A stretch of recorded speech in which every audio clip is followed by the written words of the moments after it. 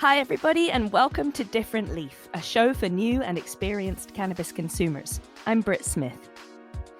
As of the beginning of this year, there are 38 states and territories that have legalized medical marijuana, and 20 of those have also legalized recreational weed.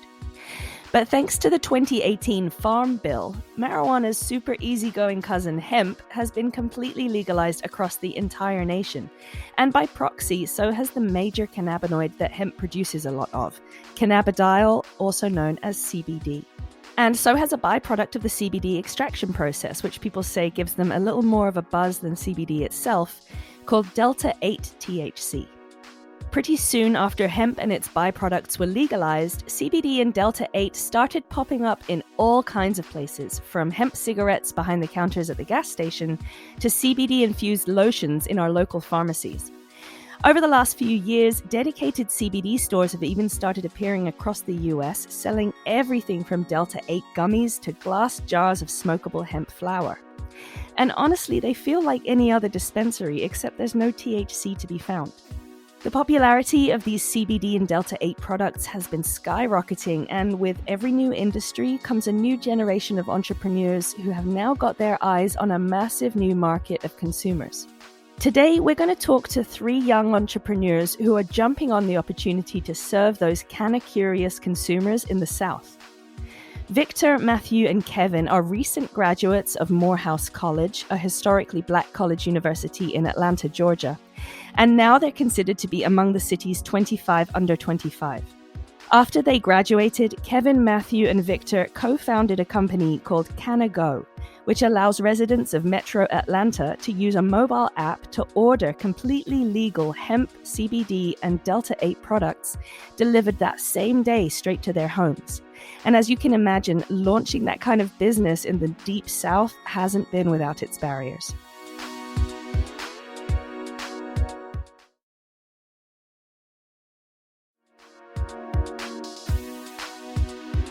Hey, my name is Victor Nwadike. I'm founder and head of product here at CannaGo. Hey, my name is Matthew Gaffney. I'm co-founder and head of marketing here at CannaGo. Hey, everybody. My name is Kevin Tollier. I'm co-founder and head of engineering here at CannaGo. Hi, so nice to meet you guys. Thank you so much for joining me. So I live most of my time in Boston, but like probably a third of the year in Atlanta, where my husband is from. So I was really, really interested to see that there was something towards the sort of hemp CBD industry that's growing in the South. I've also spent a lot of my time in Texas, and I got a lot of listeners in Texas, and I know that they are waiting for things just like what you guys are doing to expand. So how did you guys initially meet each other? Let's start there. Who wants to tell it? We all went to Morehouse College. Ironically enough, we met at this internship interest meeting, and I got an invite on Handshake, and they were giving out free pizza. I mean, broke college students. I mean, I think that's the best way to get somebody out to anything that you want to do on campus, right? For sure. And so the CTO of the company, ironically one of our advisors now, was attending, and I've been coding since I was like 15. And so I had this sales pitch of myself. Like, if I tell anybody about myself, I'm going to get 2 things. You're going to get my resume, but in exchange, I'm either going to get a business card or like a LinkedIn. So I went through my like 30-second high level. I was like, hi, my name is Victor. I've been coding since I was 15. I've built 3 different apps that ranks top, blah, blah, blah, blah, blah. And just kind of that entire spiel. So I told him that I wanted to be an entrepreneur. When I tell you, it was like legitimately a figment of imagination. It sounded nice. I had no idea what I wanted to do. And so the way that it kind of happened was he gave me a shout out in the group of like 30 students. And Matthew and Kevin, after the thing was over, came up to me and they were like, hey, we don't care what it is that you're doing. We want to be a part of it. I said, why don't you meet me here next week at this time, this day? And they actually showed up. And I was like, okay, now I have something to... I got to do something. Yeah, right. Kevin and Matthew, what was it about Victor that sort of drew you to want to work with him? So Victor and I actually had multiple classes together, but we never really interacted for real.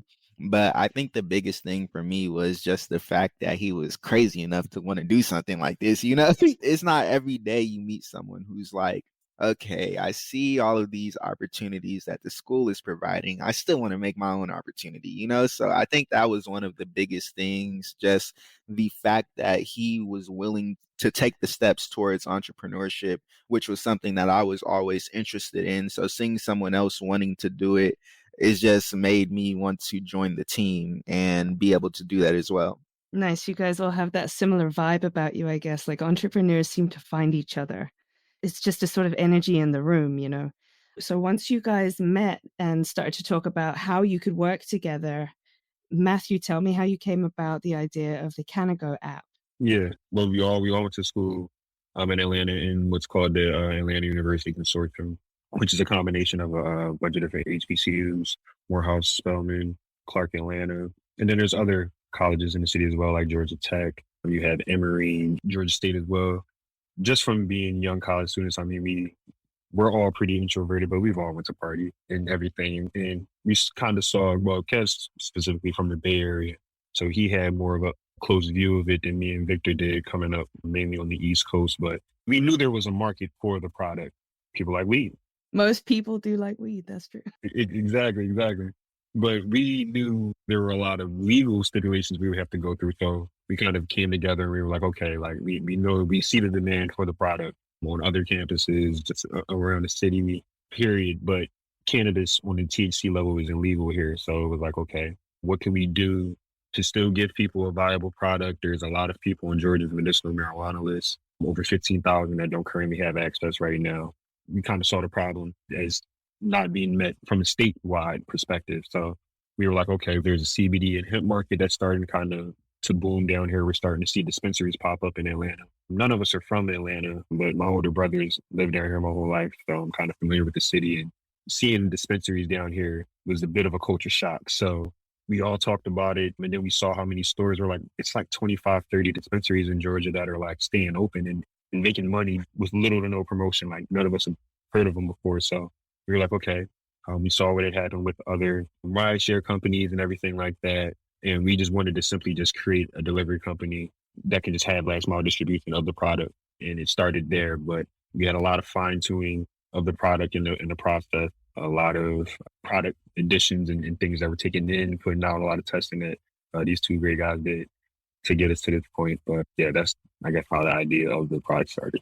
That's such a clever way to think about it, because I think it's just an innovation on what folks have been doing for the hundreds of years that it's been illegal, right? Figuring out how to get people products to parts of town where you can't really get it, but the supply is low and the demand is incredibly high. Everybody at parties, especially in college parts of town, that is so smart. Oh my gosh. They want to smoke something. And in states where it's not legal, it's really not worth the risk of trying to just straight up sell weed, right? I would think that from what I know about how the police handle things down there, nowadays, especially, I wouldn't want to be on the wrong side of the cannabis laws down south. So do you guys drive this stuff around yourselves? Do you keep a big supply somewhere? How does this logistically work? How do you answer all of the calls for people that want you to deliver them CBD products? So you're hearing the voice of like the single driver. You do it all? That's me. I'm driving all over Atlanta. I was as north as Canton, all the way south past like Union City. And so one thing I didn't realize was how vast Atlanta metro really itself is. Like once you kind of get out of Atlanta, there's like Gwinnett, there's the Cobb, there's Cobb. I mean, like it just goes on forever. And I say that because I've driven all of it. And the traffic sucks everywhere. The traffic is terrible. The traffic is horrible. So the way that we do the logistics right now for like just to kind of test it out and just start getting deliveries out there is, and the way that we actually inventorize all of this stuff is that we partner with local brick and mortars. So we help a lot of localized mom and pop stores, and we help virtualize their inventory. So one beautiful thing about us is that we have some stores that are like as small as 20 to like some have 400 SKUs. So we have a big majority and a huge selection from like, you know, topicals, balms, flowers, edibles. I mean, we have the whole gamut on our platform now, and we've kind of made it as easy for people and store owners. Consumers are able just to like download the app and they order product and they don't think about it. And then we think about it. And then it goes to the stores and they don't think about it, but we think about it. And then, if you order product, the whole idea is, by, let's say noon, you order products, by 4 o'clock, it's at your house. That quickly? My gosh. So you guys have really just started this out. How long has it been active for? We launched in February, and from there, we've been getting some great consumer feedback and some great adoption rates. So we did a small test run over the summer just to see if this thing was going to work. We didn't want to go through the exercise and as well as the compliances, which I'm sure you're going to get into in the conversation. Back then, like Apple wasn't really as fond of this. Like we've seen kind of a huge swing in the past 6 to 8 months, honestly. But we built out a website. We saw some demand. We saw that people are willing to pay a delivery fee. People are willing. I mean, like, of course, it's been proven out with Instacart and Uber and all these things, but that's them. This is us, So we had to kind of prove that out for ourselves and for our investors and for our advisors to say, hey, this is worth the entire exercise of spending 6 months of building out a mobile application and then coming back out. And I'm really happy all that work hasn't gone into vain because, to be honest with you, as we suspected, the mobile application is outperforming the website by miles, honestly. Yeah, I downloaded the app earlier and I tried to get it to see if it would deliver certain places where I usually stay in Douglasville, which is just west of the city, maybe half an hour west. At the moment, I'm not allowed in my area. It's not being served. So I see that there's like so much potential and there's so much demand. How do you guys expect to be able to expand so that you can meet all of that demand? Right now, we are currently kind of going through a raise. We've had some investors already come in, and the whole point of that is to help facilitate the 4 stores that we have right now, prove out some more data points, and then kind of expand bigger than that. Obviously, it's not scalable on just me being the driver. You're doing work, though. And this is how entrepreneurs start things. It's just one person and one car. And like everything always grows from there. You figure out a way to do it. Like things just expand. People do kind of come towards entrepreneurs like that when you see opportunity. Which is really powerful. Before all of this, it was just me. And I think one of the craziest things about how I even decided to be an entrepreneur was mainly because I was in school. I wasn't really that happy. And I had like $100 in my pocket. And that was like a lot of money for me. Still a lot of money to me now. Not saying like it's not. It definitely still is. And I just remember just thinking to myself, I was like, something has to change. I was like 18, 19. I've been doing what everybody else wanted me to do. When am I going to start taking the path that I want? And so I remember right there and then with like the last $100 in my pocket, I just went to the Secretary of State for Georgia and I just filed an LLC and that was it. And so I think when I got the paperwork in the mail and I opened it and it just said member, just me and like, LLC, I was like, okay, this is real. Let's go. And that's kind of how my personal entrepreneurship journey kind of started. Was just tired of just taking the path that I think everybody wanted me to take. And I just wasn't happy taking that path. Wow. That's inspirational for sure. Thank you. I want to move a little bit into talking about the product itself, into the app and the development of the app. So, Kevin, you're the engineering guy here. Can you tell me what the process was like trying to set up this app? You said a little bit about like Apple wasn't really happy with it. What was the whole process like for you? So honestly, it's been a journey to say the least. So when we were first starting out, our whole plan was we're going to get this application going. We're going to have a mobile application for Android and we're going to have an iOS application. That was pretty much our goal. That was our idea. Then reality hit us. First, Android. At the time when we started, this was probably around 2020 when we first started getting ready to develop everything, getting everything pushed out.